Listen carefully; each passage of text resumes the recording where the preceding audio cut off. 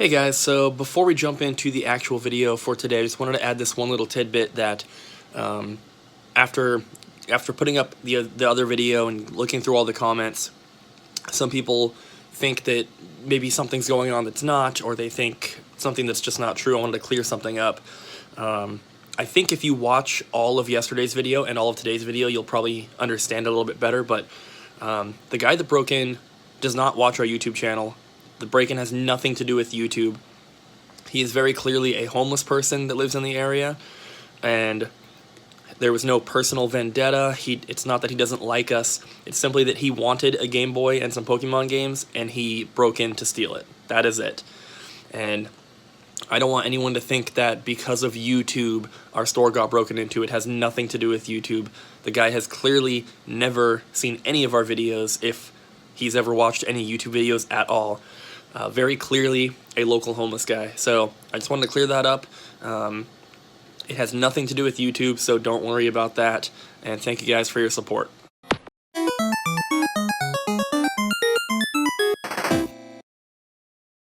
What is up, peeps? Welcome to today's vlog.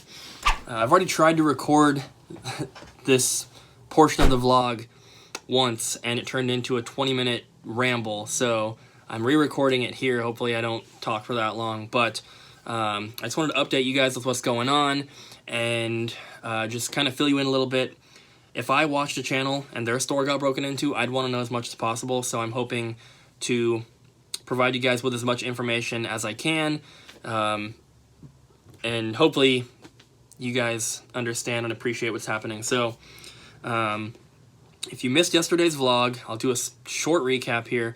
Somebody broke into the store 2 nights ago, and they threw a rock through our front door. They used that same rock to smash our Game Boy glass case with the Game Boy games in it. Then they pushed over our tall standing glass case, which broke 2 of the glass shelves on the system case, and then they used the rock to bust into the side of that case. It didn't break when they pushed it over somehow. As far as we can tell, they stole a clear Game Boy Pocket, and then at least 1 copy of Pokemon Red and at least 1 copy of Pokemon Blue. The Game Boy Pocket we know for sure they took because they ripped off the sticker and threw it on the floor. You can see it in the video, plus I found it on the floor. The reason we don't know how many copies they took of the games, we know they at least took 1 of each, because we definitely had copies of both in the glass case before we closed. And then there are no copies of Red left in the rubble. And it also says in our inventory that we have 2. So there was none in our backstock box, and there was none in the glass case. So at the minimum, he took 1. At the most, he took 2 of Pokemon Red. And the reason that I'm not saying for sure he took 2 is because we're not 100% sure that our inventory was accurate on those items, because we get them all the time. We're constantly passing them back and forth with Richard to replace batteries, since I'm not doing that anymore myself here at the store. And so, you know, every now and then we get a discrepancy between how many physical copies we have and what the inventory says anyway. But so we know he at least took 1, if not 2. And then our inventory says we're missing 2 copies of Pokemon Blue as well. It's hard to see in the video, which I'll talk about that in a minute, but he at least takes 2 games. It's hard to tell if he took any more. So the best we can say is that he at least took 1 copy of Red and 1 copy of Blue, and he for sure took that clear Game Boy Pocket. So the amount of stuff that he stole is, at the maximum, still under $150. And at the minimum, it's $85. But he caused upwards of $2,000 to $3,000 in damage to do that, which is insane. But, you know, he completely destroyed the front door. The glass in that needs to be replaced. Luckily, the management for the property is going to be paying for that. And I'm not sure if they're going to then bill us for it. I don't know. If they do, our insurance will take care of it, but if the property management place is just paying for it themselves, then we have nothing to do with it. However, that is at least $1,500 to replace that door because it is security glass. It is custom made to order. They don't have it in stock. That's why it's not already replaced. We have to wait until tomorrow for them to get it in stock and come replace it. But they also destroyed the one glass case, the one that they pushed over, the tall standing one. It was the Seiko or Psycho, however you pronounce it. I found that at a Goodwill, and there's no possible way that we're going to be able to replace it with the same thing. So we have to look at a different one, and it's not in a state to be repaired, unfortunately. They really messed it up.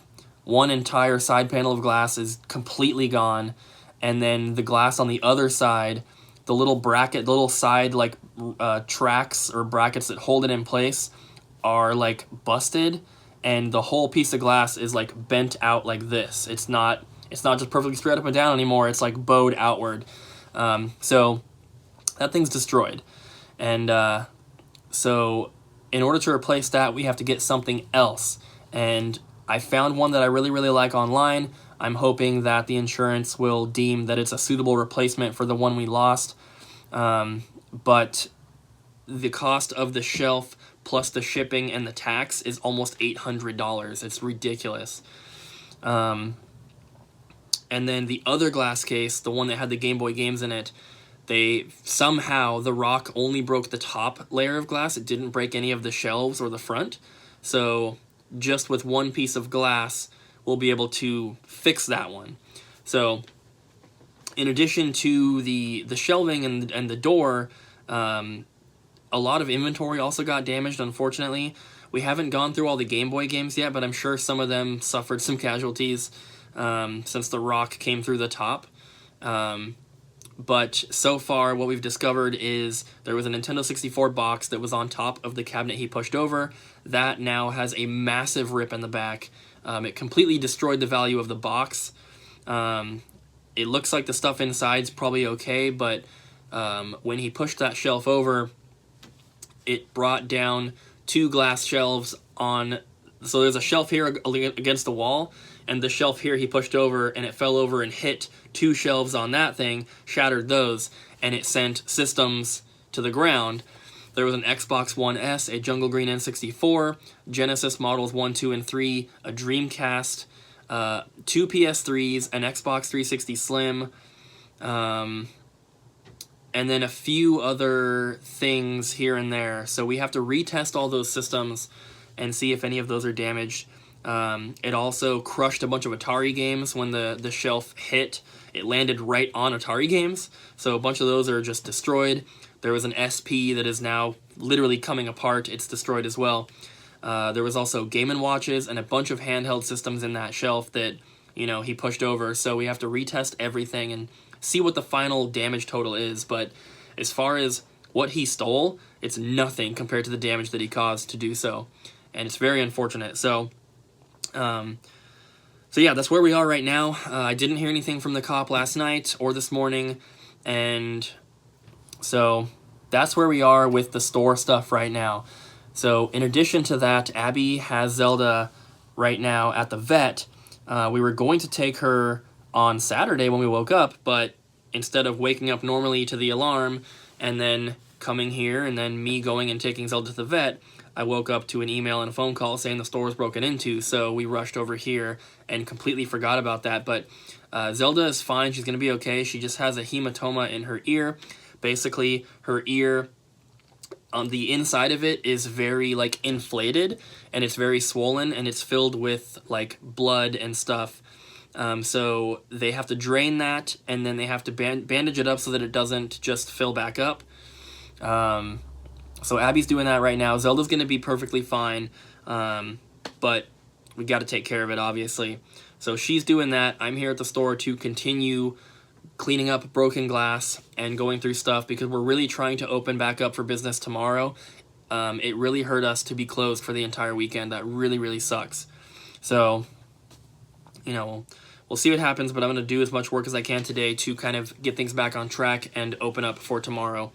So, unfortunately for today's vlog, this is what you're going to be getting. You're not getting a standard vlog because we're not doing anything. We're literally vacuuming and sweeping, and that's it. So hopefully by tomorrow we'll be open again and we'll get you guys more of a regular vlog. Excuse me, burped there. But we are trying to stay positive. We are changing things up. We're looking into getting an alarm, which the only reason we didn't before is because we literally could not afford it. All the money that we had saved up for the store went into opening the store. It went into all the shelving, the inventory, the glass cases, the inventory software, the printers, the computer, the deposits for the electricity and the garbage and the water and the sign and all this stuff. And I'm just going to be 100% real with you guys. When we opened the store on day one, we had less than $300 left in the bank account. And so there was no room for an alarm system in there. We already had the security cameras. But now that we're doing good with the store and everything, we are going to be getting an actual alarm that is monitored 24/7. We are also looking into getting like metal bars on the inside of the door, and having all of the extremely heavy kiosks, pinball machines, and arcade cabinets in front of the windows should be enough of a deterrent for anyone trying to break in. Because, I mean, if they throw a rock through the window, they're going to have to move an arcade cabinet, which, it's possible, but it would take too much time for a burglar, I think, to try and mess with. So the door is the weak point of entry, and so getting metal bars on the inside of that will hopefully prevent anyone else from trying to break in, and then, of course, the alarm as well. So we're stepping up security where we can, and we're just going to rebuild and regrow and just get back to normal everyday life. It's very clear from the footage that the guy who broke in is just like some local transient who just wanted a Game Boy, which is unfortunate that he had to cause so much damage to do that, but it is what it is. As soon as I can release the security footage, I will, and I'll kind of we'll show the footage and kind of walk through it and explain what happened. We were also able to go back and see that he came in that morning while we were open, and he looked at the same exact stuff that he ended up stealing. And so it's pretty clear that he's been in here before then even, but we have some good daytime footage of him in here, so we have multiple shots of his face, of what he was wearing, all that kind of stuff. We know what he took, and so we're doing whatever we can to help with the police investigation and hopefully get this guy caught, but that's where we are for now. So I'm going to stop rambling here, guys. I want to thank you for all your support through this, and yeah, it sucks, but it's not the end of the world. Could have been way, way worse. So that's going to be it, guys. Thank you for watching. Don't forget to like, comment, and subscribe. And we'll be back tomorrow with hopefully a more regular vlog. And we'll just continue going through the process and keeping you guys up to date. So thanks for watching.